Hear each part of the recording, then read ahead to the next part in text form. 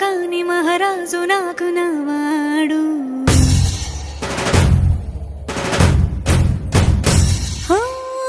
మాట పెడుసైనా మనసులో వెన్న రాయిలా ఉన్నవాడిలోన దేవుడెవరికి తెలుసును నాకన్నా. సూసేకి అగ్గిరవ్వ మాదిరే ఉంటాడే నా